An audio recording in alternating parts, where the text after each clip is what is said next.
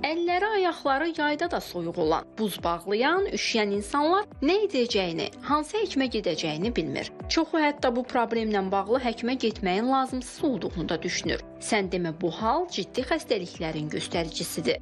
Anemiya, el arasında qan azlığı deyirlər buna. İstənilən dəmir defisitli, B12, fol turşusu defisitli istənilən anemiyalar bəli, həqiqətən də əllərdə, ayaqlarda soyuma hissinə gətirib çıxara bilir. Daha sonra hipotireoz, qalxanvari vəzin funksiyasının zəifliyi bütün bədəndə eyni zamanda əllərin, ayaqların üşüməsinə gətirib çıxara bilir. Başqa bir səbəb Raynaud sindromu və yaxud Raynaud xəstəliyi olan bir hal.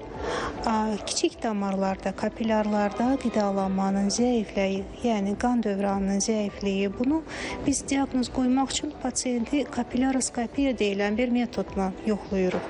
Əgər həqiqətən də kapillarlarda nəsə bir pozğunluq varsa, o zaman əllərdə, ayaqlarda üşümə hissi olur. 25-30 yaşlı insanlarda daxili stres olsun və yaxud vegetativ sinir sisteminin pozğunluğu olsun.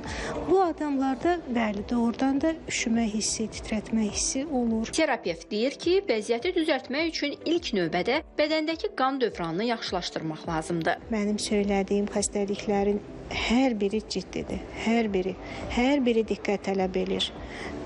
Bir vegetativ sinir sisteminin oyanıqlığından başqa. O adətən, yəni müəyyən fizioprosedurlarla, sakitləşdirici preparatlarla, idmanla, fizioterapiya ilə keçib gedə biləcək şeydir.